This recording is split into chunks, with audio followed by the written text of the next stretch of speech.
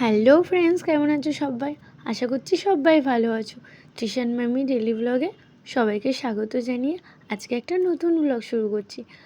আজকের দিনটা হচ্ছে 10 ফেব্রুয়ারি। আজ হচ্ছে আমার দাদার 5th অ্যানিভার্সারি। তো আমি তো আগের দিনই চলে গেছি বাড়িতে, কারণ দাদা বৌদিকে অ্যানিভার্সারি উইশ করবো তার জন্য। তো অ্যানিভার্সারি উইশ টুইশ করা হয়ে গেল, গিফটও দেওয়া হয়ে গেল। তো তারপরে বলছি কোথায় নিয়ে যাচ্ছিস বল আজকে। তো দাদা বলছে দেখি কোথায় নিয়ে যায়। তো সবাই মিলে প্ল্যান করলাম যে তরঙ্গিনীতেই যাব। তো আমার মা বাবা, তারপরে বৌদির মা বাবা, কাকিমা, কাকু, সবাই আর কয়েকজন মিলে আসা হয়েছে তরঙ্গিনীতে। তো দেখো, তরঙ্গিনীর একটা রুম নিয়েছিলাম আমরা। তো এটা হচ্ছে তরঙ্গিনীর একটা রুম। তো রুমটা দেখো কি সুন্দর, মানে রুমটাতে মানে সব কিছু আছে, টিভি থেকে শুরু করে এসি টেসি সবই রয়েছে। তো এই যে এটা হচ্ছে বাথরুম। তো খুবই সুন্দর লাক্সারি একটা রুম। তো রুমটাও কি সুন্দর সাজানো গোছানো, দেখো একটা হচ্ছে সোফা রয়েছে, একটা দেখো। তো এখানে টি টেবিল রয়েছে, বসে বসে সবাই আড্ডা মারবে। তো তার মধ্যে আমাদের মানে সোনামণি ঘুমিয়ে পড়েছে। এইটাকে সাজানো হয়েছে দাদার অ্যানিভার্সারি সেলিব্রেশন করার জন্য। কি সুন্দরভাবে ওরা সাজিয়ে দিয়েছে, দারুণ। যতটা ভেবেছিলাম তার থেকে অনেক বেশি সুন্দর। এই যে দেখো সব কিছু দিয়ে সাজিয়ে দিয়েছে ওরা। এই যে আমরা সব ফ্যামিলি, সব লোকজন চলে এসেছি। আমরা এখানে দাদার অ্যানিভার্সারি সেলিব্রেশন করব। আর এই যে ফুলের মালা এনেছি। তো আরও বাদবাকি তোমাদেরকে দেখাবো, ভিডিওটা তোমরা কন্টিনিউ দেখতে থাকো।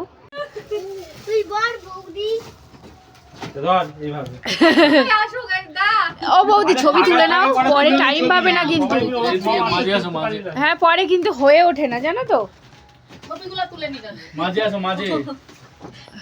চশমা পরেই থাকবো আমি না, দেখ না ছবি দেখে দেখো না মাম্পি, ছবিতে কোনটা ভালো আছে। চশমা ছাড়াই নাহলে চশমাতে একটা ইয়ে আসে। যে খাটবে একটু মানে কিছু করা যাবে। চুল ঠিক আছে, আমার চুল ঠিক আছে। হ্যাঁ হ্যাঁ একদম ওকে। রেডি? কোন দিকে দেখো? মালা বদল করতে বলছো? আগে প্রথমে আমাদের দিকে। রেডি? মালা বদল করতে বলছো? স্যার ফ্ল্যাশ অফ করো তাহলে ভালো ছবি আসবে।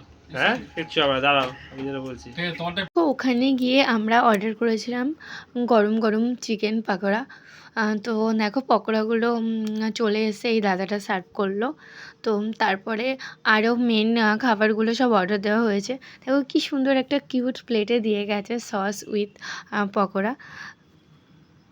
তো এবার বলে কাকিমা তুমি কন্যাযাত্রী না বরযাত্রী? আমি দুই তরফেই আছি এখন, কন্যাযাত্রীও বরযাত্রীও। তুমি আমি কনফিউজড, আগে ভেবে নি। না না আমি কন্যাযাত্রী, অফ কোর্স। ওটা তো আগে ছিল। আমি তো বরযাত্রী। এই তুই কি কন্যা? কন্যা মানে বৌদির দলে। ও বৌদির দলে। বাবা তুমি কোন দলে মা, কন্যাযাত্রী না বরযাত্রী? তুমি বর না কন্যা? মিনি তো সেই বলো, তুমি মামার দলে না মামির দলে? আমার মনটা একটু আনন্দ করতে, দুপুরবেলা যদি করতি। আমার ছেলেও মামি। দুপুরবেলা যদি দুপুরবেলা কেউ আসতো না, ওয়ান করো। করেছি এক ভালোবাসা, সব ভালোবাসা বেরোচ্ছে। আমার বর মাল জীবনে যেটা হয় না আজ হয়ে যায় গো। ওপো এলি পেটা পাইতো আমি তো। দেখো কেক কাটা হলো, সবাই মিলে হচ্ছে খাওয়া চলছে কেকটা। তো সবাই সবাইকে খাইয়ে দিচ্ছে। তো দারুণ মজা হচ্ছে। আসলে আমার মা বাবা না এই ফার্স্ট কোনো রেস্টুরেন্টে এলো। তো আমার খুব ভালো লাগছে, হয়তো এসেছে কিন্তু আমাদের সঙ্গে আমরা বড় হওয়ার পর এই ফার্স্ট। আমার খুব আনন্দ হচ্ছে যে মা বাবাকে নিয়ে আমরা সবাই ফ্যামিলির সবাই মিলে একসঙ্গে আমার দাদা বৌদির অ্যানিভার্সারি সেলিব্রেশন করছি। খুব মজা হয়েছে আমাদের, খুব মজা লাগছে, ভালো লাগছে। তো দেখো এরকম সময় না বারবার আসে না, হয়তো 5 বছর অ্যানিভার্সারি বলে এসেছে। তো খুব ভালো লাগছে, সবাই মিলে এসে আনন্দ করছি। আর হচ্ছে দেখো আমাদের মনা মানে আমাদের মা আর কি, মানে দাদার মেয়ে ঘুমিয়ে পড়েছিল, তো তাকে তোলা হয়েছে। তারপর ও এখানে বসে আছে, ও মোটামুটি আনন্দ করছে, কারণ ও ঘুমিয়ে পড়েছিল, সারাদিন ক্লান্ত হয়ে ঘুমিয়ে পড়েছিল। দেখো দাদা বৌদিকে কেক খাইয়ে দিচ্ছে।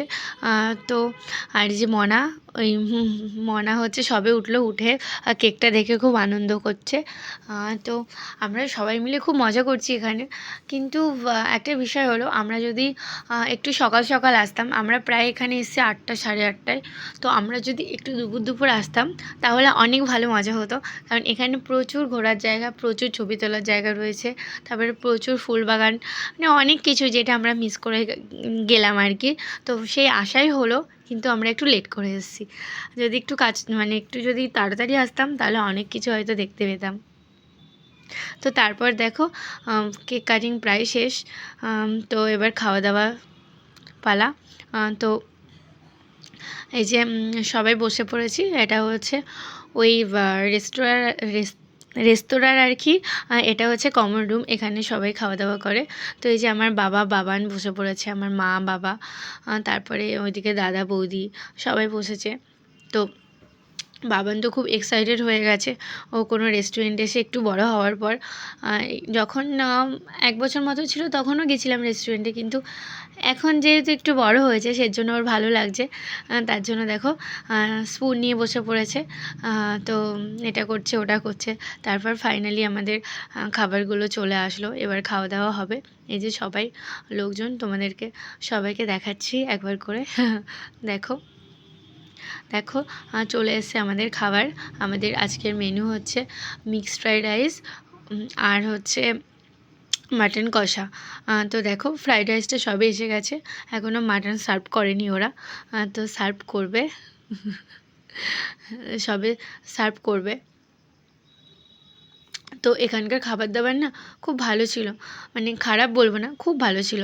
তো বাবা নেই যে মাটন নিয়ে বসে পড়েছে। তো আজকে ভাবছি ওকে আর কিছুই খাওয়াবো না, এই মাটনটা খাইয়েই ঘুম পাড়িয়ে দেবো। কারণ অনেক কিছু খেয়ে ফেলেছে অলরেডি।